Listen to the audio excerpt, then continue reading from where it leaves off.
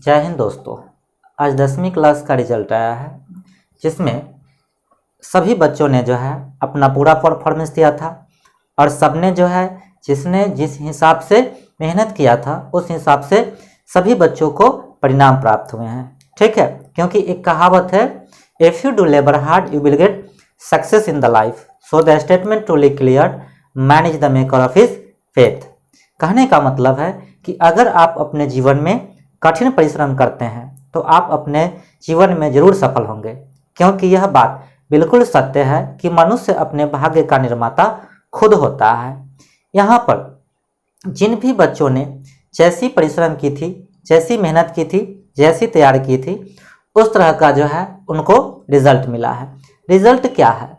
पूरे साल भर जो उन्होंने तैयारी किया, जो पढ़ा, उस पूरे साल भर की पढ़ाई को, यानी कि साल भर के अध्ययन को जो 3 घंटे में उन्होंने अपने एग्जाम हॉल में दिखाया, और उसी का परिणाम जो है उनको मिला है रिजल्ट कार्ड के रूप में। और यह 10वीं का परिणाम है, क्योंकि 10वीं जो होता है वो अभी बेस है। एक कहावत है कि 9th 10th labour, matric by chance, IA lecture BA dance. यहाँ तो बिहार यूनिवर्सिटी में तो बीए में तो डांस कराएगा ही। फिलहाल यहाँ समझते हैं कि बच्चों ने जिस तरह से मेहनत की है उस तरह से जो है उनका रिजल्ट आया है। फिलहाल जो है सभी बच्चों को जिन्होंने एग्जाम पास किया है, मैं सभी को तहे दिल से हार्दिक शुभकामनाएं देता हूं और आशा करता हूं कि सभी बच्चे अपने आने वाले आगे के भविष्य में जो है आने वाले समय में और अच्छा प्रदर्शन करेंगे, क्योंकि यह अभी शुरुआत है। अब पिछले से पिछले कई टॉपर्स को देखेंगे, वे गुमनाम हो गए हैं। वो क्या कर रहे हैं, कहाँ हैं, किसी को पता नहीं है। ये कई बार होता है कि बच्चे अच्छे मार्क्स लाते हैं, टॉप कर जाते हैं, लेकिन वह इस स्थिति को बरकरार नहीं रख पाते हैं। सबसे बड़ी सफलता तभी होती है जब आप अपनी स्थिति को बनाए रखते हैं। जब आप बुलंदियों पर जाते हैं तो उस बुलंदी को बनाए रखना सबसे बड़ी जिम्मेवारी होती है, यानी कि वही सबसे बड़ा आपका लक्ष्य होता है। यानी जितने भी लोग हैं, आप किसी भी व्यक्ति को देखेंगे गया जिन्होंने बुलंदी को पाया, वे लोग उस बुलंदी को मेंटेन करने के लिए वो दिन रात मेहनत करते हैं, दिन रात अपने कर्मों में, अपने कामों में लगे रहते हैं।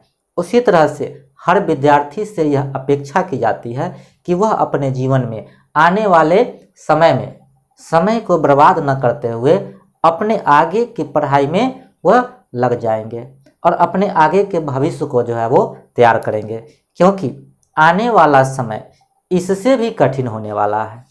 क्योंकि अब तक तो वो 10th का एग्जाम था, क्योंकि अभी उनका क्या था, बेस था, जो उन्होंने अब एक दरवाज़ा क्लियर किया है। इसके बाद तो कई दरवाजे आएंगे। नहीं, आप अपने से बड़े लोगों का जरूर गाइडलाइन ले, उनका मार्गदर्शन ले, क्योंकि वो लोग जो है आपको जिस ढंग से मार्गदर्शन करेंगे, क्योंकि उन्होंने अपने जीवन में इन चीज़ों को जो है बड़ी बारीकी से देखा है। अपने सीनियर से गाइडलाइन ले कि हमें कौन से विषय आगे पढ़ने चाहिए, हमें अपने कैरियर के लिए कौन से विषय को चुनना चाहिए। आपका जो इंटरेस्ट है, आप जिस क्षेत्र में जाना चाहते हैं, आपकी जो भी इच्छाएं है, आप अपने इंटरेस्ट के हिसाब से काम करें, अपने इंटरेस्ट के हिसाब से पढ़ाई करें। आपके आगे जो है 10th के बाद अब क्या बचेगा? 10th के बाद जो है 2 रास्ते, 3 रास्ते, कई रास्ते खुलेंगे। कई बच्चे तो जो है रिजल्ट के बाद पिकनिक मनाने चले जाते हैं और इंतजार करते हैं कि जब एडमिशन होगा फिर से पढ़ाई स्टार्ट करेंगे। नहीं, कई तो फिर से मैट्रिक के बाद सीधे इंटर का जब एग्ज़ाम आता है तब तैयारी करते हैं। फिलहाल यहाँ समझते हैं कि अब आपके पास 3 दरवाजे खुलेंगे। अगर हम भारत की जो शिक्षा नीति है, जो 10+2+3 प्रणाली है, तो इस 10+2+3 प्रणाली में क्या है कि 10वीं के बाद आपके पास 3 ऑप्शंस होते हैं। एक ऑप्शंस होता है आर्ट्स, साइंस और कॉमर्स।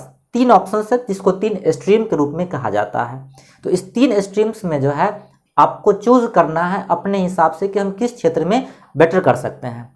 ठीक है, आर्ट्स में आपको मानविकी विषय पढ़ने होंगे, जिन मानविकी विषय में आप अपने समाज में होने वाली, सोसाइटी में होने वाली घटनाएं, राष्ट्र को जोड़ना और अपने समाज के लिए आप अपने हिसाब से इतिहास से, ठीक है, पॉलिटी से, कल्चर से सीख करके कैसे अपने राष्ट्र में योगदान देंगे, ये चीज़ें जो है आपको मानविकी विषय सिखाएगा, जिसमें भाषा भी तो सबको जो है कंपलसरी किया गया है। फिर आपका आता है कॉमर्स। अगर आपका इंटरेस्ट खाता बही अकाउंट में है तो आप जो है कॉमर्स के क्षेत्र में जा सकते हैं, क्योंकि आप अगर बिजनेस के क्षेत्र में इंटर करना चाहते हैं, आपको लगता है कि हम बिजनेस के क्षेत्र में बेटर कर सकते हैं, तो आपके लिए जो अकाउंट का दरवाज़ा है, कॉमर्स का दरवाज़ा है, वो खुला हुआ है।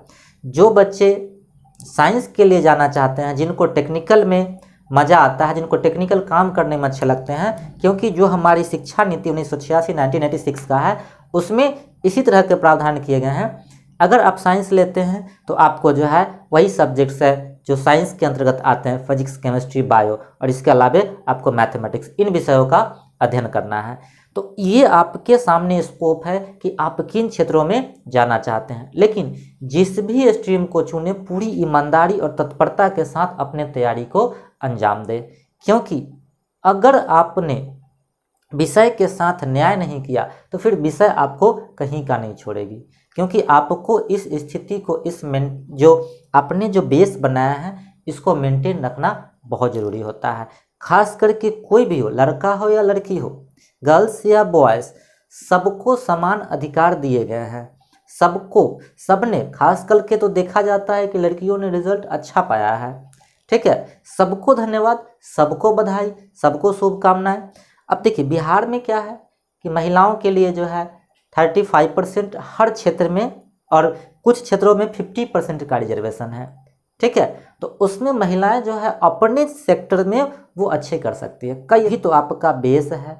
बेस के बाद, ठीक है, अभी जब पौधा जब रोपते हैं तो क्या होता है कि उस पौधे से अंकुर आते हैं, ठीक है, पौधे से डाल लगते हैं, और डाल लगने के बाद उसमें पुष्प आते हैं, पुष्प में बीज और फल बनते हैं। अभी आपने अंकुर लिया है, अभी तो तने आएंगे, कई आंधी तूफान आपको बर्दाश्त करने पड़ेंगे, तब जा कर के आप एक वृक्ष का रूप धारण करेंगे, और जब वृक्ष का रूप धारण करेंगे तो आपको जो है फल मिलेगा, और उस फल को प्राप्त कर आपका परिवार, आपका समाज और आपका राष्ट्र जो है फलीभूत होगा।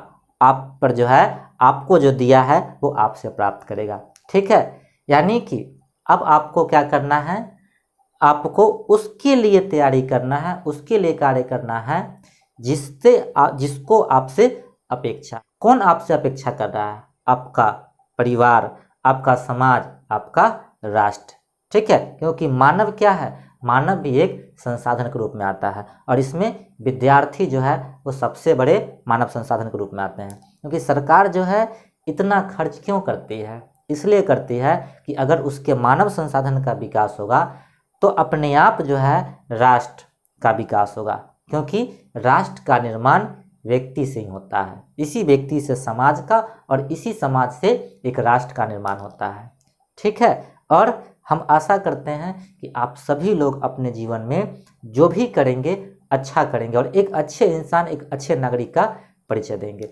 बहुत बहुत धन्यवाद। आरजू एकेडमी परिवार आप सभी को तहे दिल से धन्यवाद देता है।